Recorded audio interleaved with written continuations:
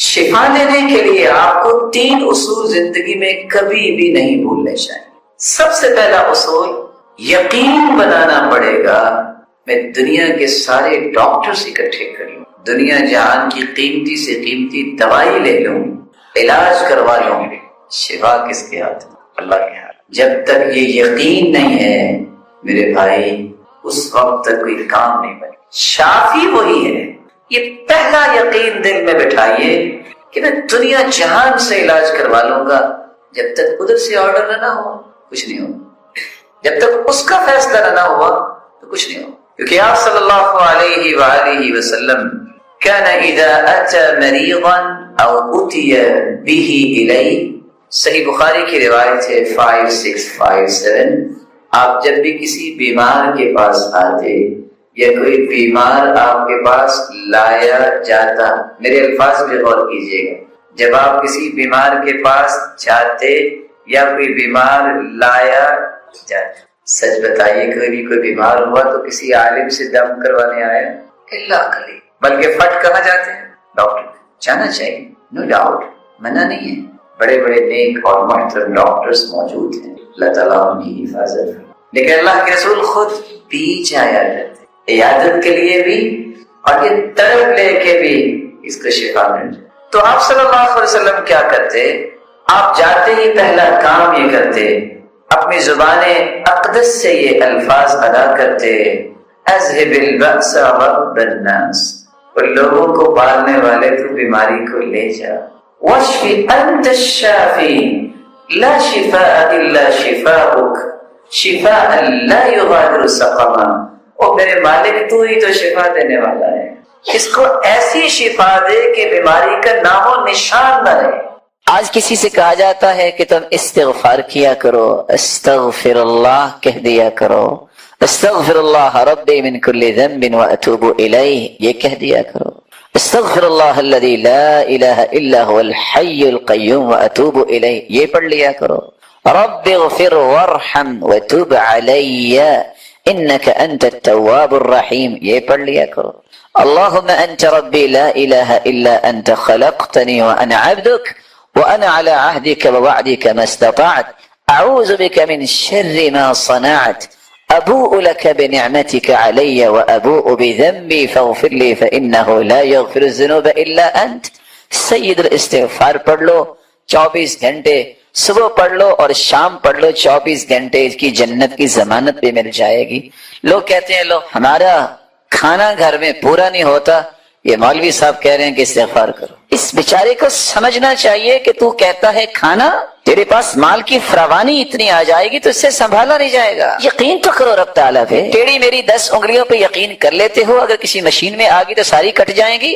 تمہیں رب پہ یقین نہیں ہے جس نے اتنی کائنات بڑی بنائی ہے، جو کتے اور خنزیر کو رزق دے رہا ہے، جو اس کا نام اپنی زبان پہ لائے گا اللہ اسے محروم کر دیں گے؟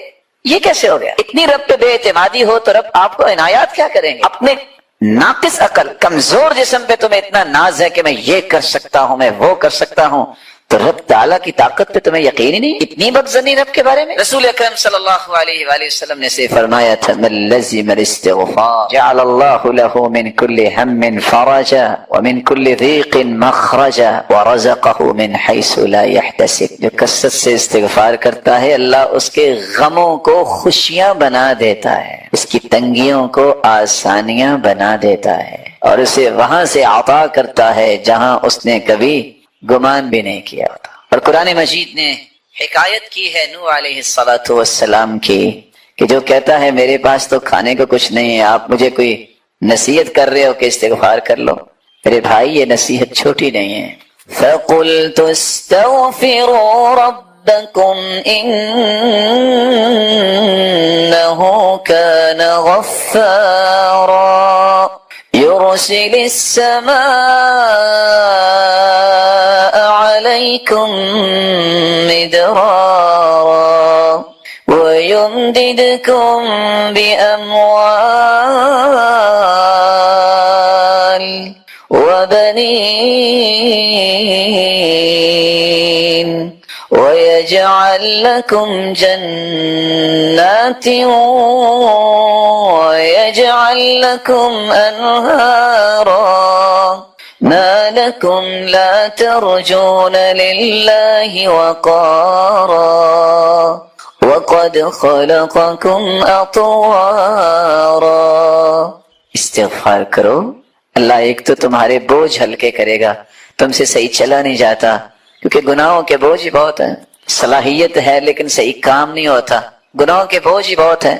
ہلکے پھلکے ہو کے کام کرے تو انسان صحیح کام کرتا ہے نا. انہ کان غفارا. اللہ تمہیں گناہوں کے بوجھ سے دور کر دیں گے، معاف کر دیں گے. تم یہ کہتے ہو 2-3 مہینے ہو گئے بارش نہیں کراچی میں ہوئی، استغفار ہی کر لو.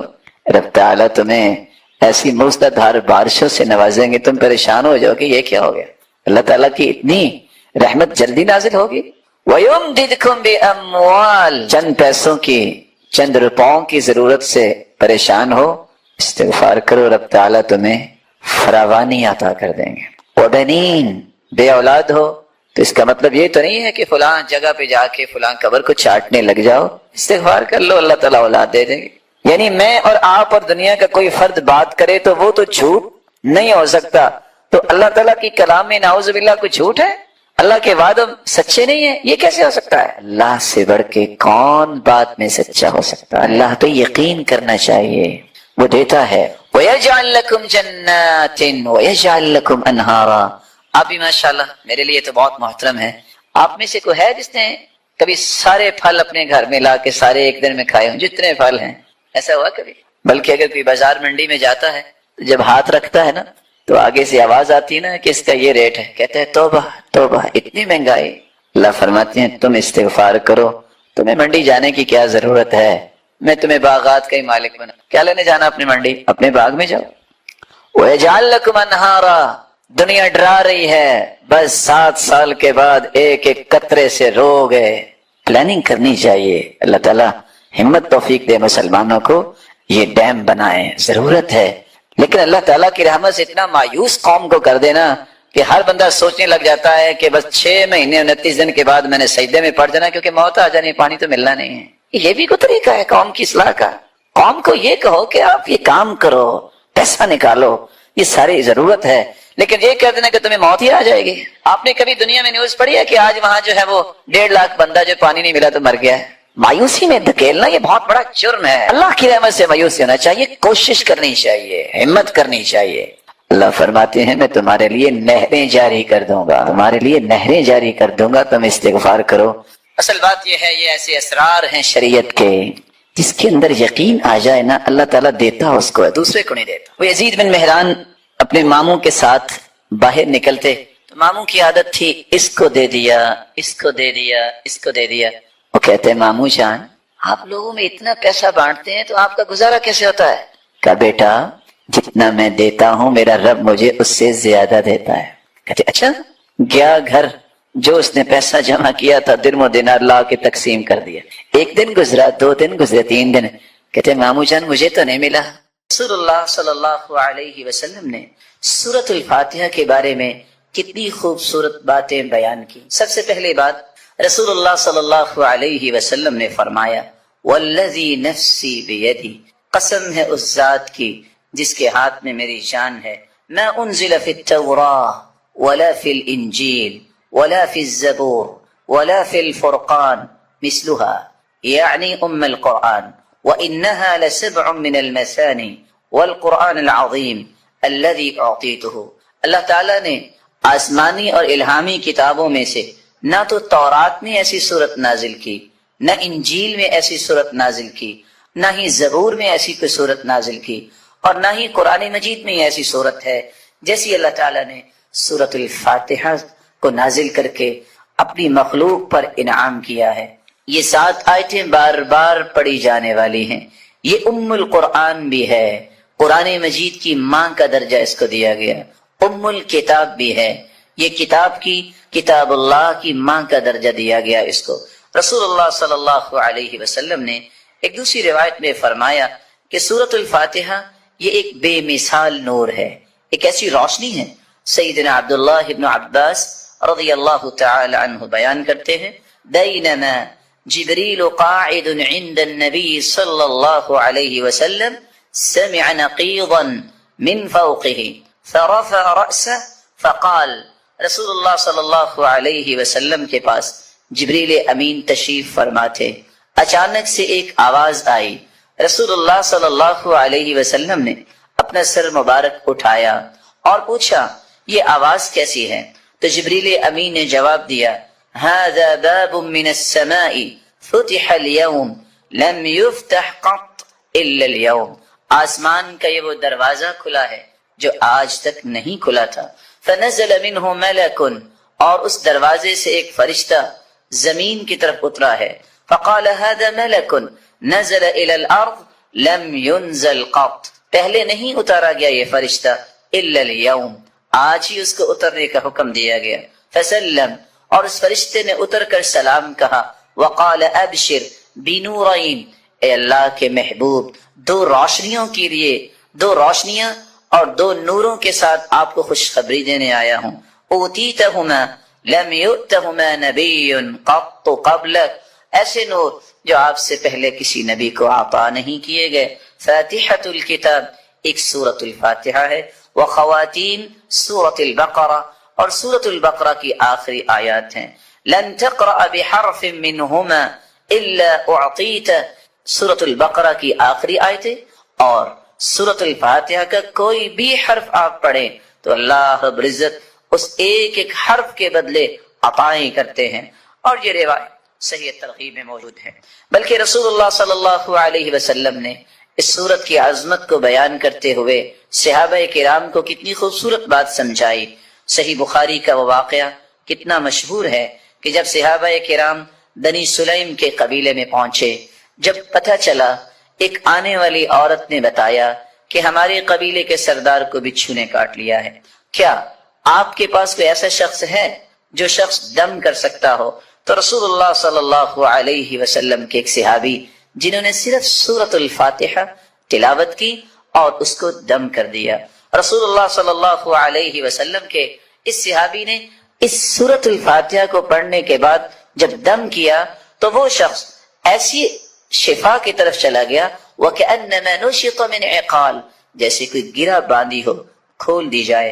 رسول اللہ صلی اللہ علیہ وسلم کے صحابہ نے کہا جب تک اللہ کے رسول سے بات نہ ہو جائے تو یہ انہوں نے جو 30 بکریاں بطور عوض اس کے دیا ہے، ہم اس وقت تک کوئی بات نہیں کریں گے۔ جب رسول اللہ صلی اللہ علیہ وسلم کو یہ بات پہنچی، آپ نے فرمایا وَمَا كَانَ يُدْرِي أَنَّهَا رُقْيَ اقْسِمُوا وَاضْرِبُوا لِي بِسَهْمٍ، آپ کو پتہ نہیں اللہ تعالیٰ نے اس سورت کو شفا بنا کے، اس سورت کو دم بنا کے نازل کیا ہے۔ اور یہی بات ابن القیم رحمۃ اللہ علیہ نقل کرتے ہیں کہ میں نے کتنے سفر کیے اور جب بھی میں بیمار ہوا تو میں نے اللہ کے پیارے پیغمبر کی اس بات پہ یقین کر کے دوائی نہیں لی بلکہ سورۃ الفاتحہ پڑھتا اور میں دم کر لیتا اپنے آپ کو، اللہ رب العزت مجھے شفا یاب کر دیتے۔ سورۃ الفاتحہ یہ عظیم ترین سورت ہے۔ رسول اللہ صلی اللہ علیہ وسلم کے صحابی سیدنا ابو سعید بن معلی بیان کرتے ہیں مر بی النبی صلی اللہ علیہ وسلم وانا اصلی، اللہ کے رسول صلی اللہ علیہ وسلم میرے پاس سے گزرے، میں نماز پڑھ رہا تھا، مجھے انہوں نے آواز دی، میں نے سلام پھیرا اور سلام پھیرنے کے بعد اللہ کے رسول صلی اللہ علیہ وسلم کی خدمت اقدس میں حاضر ہوا۔ آپ نے فرمایا میں نے آپ کو آواز دی، الم یقل اللہ یا ایھا الذین آمنوا استجیبوا للہ وللرسول، آپ نے اللہ کا یہ کلام نہیں سنا کہ جب اللہ اور اس کے رسول کی بات ہو تو اس بات کو فوراً مانو، لبیک کہو۔ کہا اللہ کے رسول صلی اللہ علیہ وسلم میں نماز پڑھ رہا تھا۔ پھر اللہ کے رسول صلی اللہ علیہ وسلم نے فرمایا الا اعلمک اعظم سورۃ فی القرآن قبل ان اخرج، کیا میں تمہیں قرآن مجید کی سب سے عظیم سورت نہ سکھا دوں اس سے پہلے کہ تم مسجد سے نکل جاؤ، اپنے گھر کو لوٹ جاؤ؟ میں نے کہا کیوں نہیں؟ تو رسول اللہ صلی اللہ علیہ وسلم نے جو سورت سکھائی، جو قرآن مجید کی عظیم ترین سورت ہے، وہ سورۃ الفاتحہ کی تعلیم دی۔ یہی وجہ ہے رسول اللہ صلی اللہ علیہ وسلم نے یہ فیصلہ سنا دیا، کاش اس فیصلے کو بھی امت مان لے، لا صلاۃ لمن لم یقرأ بفاتحۃ الکتاب، جو شخص نماز کے اندر سورۃ الفاتحہ نہیں پڑھتا اس کی نماز نہیں ہوتی، جیسا کہ صحیح بخاری کی روایت ہے۔ اور صحابی تو بیان کرتے ہیں عبادہ بن صامت رضی اللہ تعالی عنہ کہ فجر کی نماز سب نے پڑھی اللہ کے رسول صلی اللہ علیہ وسلم کے پیچھے. جب رسول اللہ صلی اللہ علیہ وسلم قرآن کی تلاوت کر رہے تھے فثقلت علیہ القراءة، قرات آپ پہ بوجھل ہوئی. رسول اللہ صلی اللہ علیہ وسلم نے سلام پھیرا اور سوال کیا لعلکم تقرؤون خلف امامکم، کیا تم امام کے پیچھے بھی پڑھتے ہو؟ تو صحابہ کرام نے کہا جی ہاں. تو رسول اللہ صلی اللہ علیہ وسلم نے فرمایا لا تقرؤوا لا تفعلوا كما في روایت اخرى، دوسری روایت کے الفاظ ہیں لا تفعلوا الا بفاتحة الكتاب، امام کے پیچھے کھڑے ہو کر تم صرف سورۃ الفاتحہ پڑھا کرو. فإنه لا صلاة لمن لم يقرأ بها، کیونکہ سورۃ الفاتحہ پڑھنے کے بغیر نماز نہیں ہوتی. یہ ایسی خوبصورت اور ایسی مبارک صورت ہے جو اللہ اور اس کی مخلوق کے درمیان مکالمے کا ایک خوبصورت جوہر ہے. ایسا گوہر ہے انسان الحمدللہ رب العالمین کہتا ہے تو اللہ رب العزت فرماتے ہیں حمیدنی عبدی، میرے بندے نے میری حمد و توصیف بیان کی. جب بندہ مومن الرحمن الرحیم کہتا ہے تو اللہ رب العزت فرماتے ہیں اثنى علی عبدی، میرے بندے نے میری تعریف کی ہے. جب بندہ مومن یہ کہتا ہے مالک یوم الدین تو اللہ رب العزت فرماتے ہیں مجدنی عبدی، میرے بندے نے میری بزرگی بیان کی ہے. جب انسان بندہ مومن یہ کہتا ہے ایاک نعبد و ایاک نستعین تو اللہ رب العزت فرماتے ہیں ھذا بینی و بین عبدی ولعبدی ما سأل، یہ میرے اور میرے بندے کے درمیان ہے، جو کچھ بھی میرا بندہ مانگے گا میں اسے عطا کروں گا. تو اللہ رب العزت کے ساتھ ہم کلام ہونے کا یہ خوبصورت ذریعہ ہے. تو آئیے اس سورت کی طرف چلتے ہیں اور اس کے معانی کو سمجھنے کی کوشش کرتے ہیں. بسم اللہ الرحمن الرحیم. الحمد للہ رب العالمین.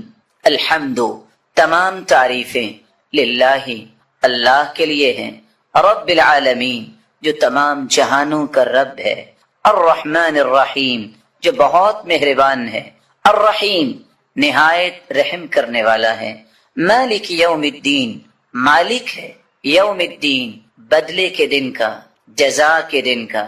ایاک نعبد و ایاک نستعین، ایاک نعبد، ہم عبادت کرتے ہیں صرف تیری ہی، و ایاک نستعین، اور ہم مدد چاہتے ہیں صرف تیری ہی اے اللہ. اہدنا الصراط المستقیم، ہدایت دے ہمیں، الصراط المستقیم، سیدھے راستے کی. صراط الذین انعمت علیہم، راستہ ان کا جن پر تو نے انعام کیا. غیر المغضوب علیہم، نہ کہ ان کا راستہ جن پر غضب کیا گیا. ولا الضالین، اور نہ ان کا راستہ جو گمراہ ہوئے. رسول اللہ صلی اللہ علیہ وسلم کے فرامین کی روشنی میں اس سورت کی 5 باتیں ہمیں یاد رکھنی چاہیے.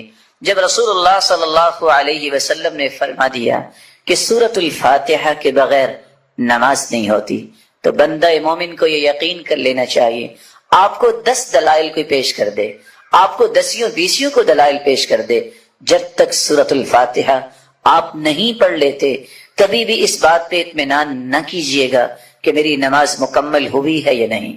مکمل اس وقت ہوگی جب سورۃ الفاتحہ کی تلاوت کی جائے گی. رسول اللہ صلی اللہ علیہ وسلم کے فرامین کی روشنی میں دوسرا پیغام میرے اور آپ کے لیے یہ ہے کہ یہ سورت شفا ہے، یہ سورت دم ہے. اپنے آپ کو بھی اور اپنی اولاد کو بھی دم کیا کرے، اور اس کے لیے سورۃ الفاتحہ سے بڑھ کر کوئی نسخہ کیمیا، کوئی تریاق نہیں. تیسرا پیغام اس سورت کا جو مجھے اور آپ کو سمجھنا ہے کہ اللہ کی تعریف اللہ کو بہت پسند ہے. یہی وجہ ہے عبداللہ ابن عباس رضی اللہ تعالی عنہ فرمایا کرتے تھے الحمدللہ، ہر شکر کرنے والے کی زبان کا یہ وقیرہ ہے. الحمدللہ، سب سے پہلے آدم علیہ السلام نے جو کلمہ اللہ نے جب انہیں پیدا کیا، روح ڈالی، تو سب سے پہلا کلمہ جو ان کی زبان پہ آیا وہ الحمدللہ تھا. نوح علیہ السلام نے بھی کہا فَقُلِ الْحَمْدُ لِلَّهِ الَّذِي نَجَّانَا مِنَ الْقَوْمِ الظَّالِمِينَ. اور ابراہیم علیہ السلام نے بھی یہی کہا الحمدللہ الذی وَهَبَ لِي عَلَى الْكِبَرِ إِسْمَاعِيلَ وَإِسْحَاقَ. اور داؤد اور سلیمان علیہم الصلاۃ والسلام کے قصے میں بھی یہی بات ملتی ہے. وقال الحمد للہ الذي فضلنا على كثير من عباده المؤمنين. اور اللہ رب العزت نے اپنے پیغمبر سے بھی مخاطب ہو کر فرمایا وَقُلِ الْحَمْدُ لِلَّهِ الَّذِي لَمْ يَتَّخِذْ وَلَدًا.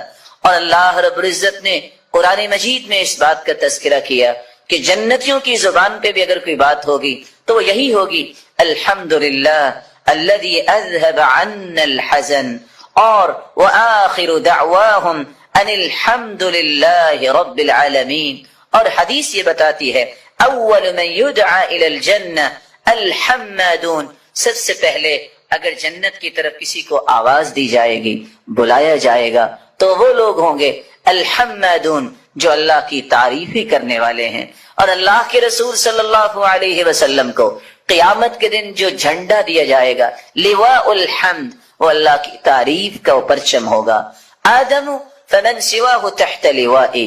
رسول اللہ صلی اللہ علیہ وسلم نے فرمایا آدم سے لے کر قیامت تک آنے والی آدمیت بشمول انبیاء اور انسانیت میرے اس پرچم تلے ہوگی. اور اللہ کے رسول صلی اللہ علیہ وسلم کو مقام محمود عطا کیا جائے گا. اللہ کی تعریف یہ اللہ کو بہت پسند ہے. اور اس بات کو سمجھانے کے لیے میں ایک اور حدیث پیش کرنا چاہوں گا. رسول اللہ صلی اللہ علیہ وسلم کے صحابی بیان کرتے ہیں قیامت کو جو ترازو قائم کیا جائے گا، جس ترازو میں نیکیاں اور برائیاں ان کا وزن ہوگا، اتنا بڑا ترازو ہوگا لو وضعت السماوات والارض ومن فیہن فی کفہ لوسعتہن. اگر ساتوں آسمان اور ساتوں زمینیں اس ترازو کے ایک پلڑے میں رکھ دیے جائیں تو ایک پلڑا بھی بھرے گا نہیں. لیکن اللہ کی تعریف کا کلمہ صحیح مسلم کی روایت کی روشنی میں والحمدللہ تملأ المیزان، جو اللہ کے فیصلوں پر خوش ہو کر اللہ کی تعریف کرتے ہوئے یہ کلمہ اپنی زبان پہ لے آتا ہے الحمدللہ، تو اس مبارک کلمے کی وجہ سے قیامت کے دن میزان کے دونوں پلڑے نیکیوں سے بھر جائیں گے، جبکہ ایک پلڑا 14 کے 14 طبق رکھ دینے سے بھی بھرے گا نہیں. اللہ رب العزت ہمیں اللہ کی کثرت سے تعریف کرنے اور اس کے ذکر کرنے کی توفیق عطا فرمائے.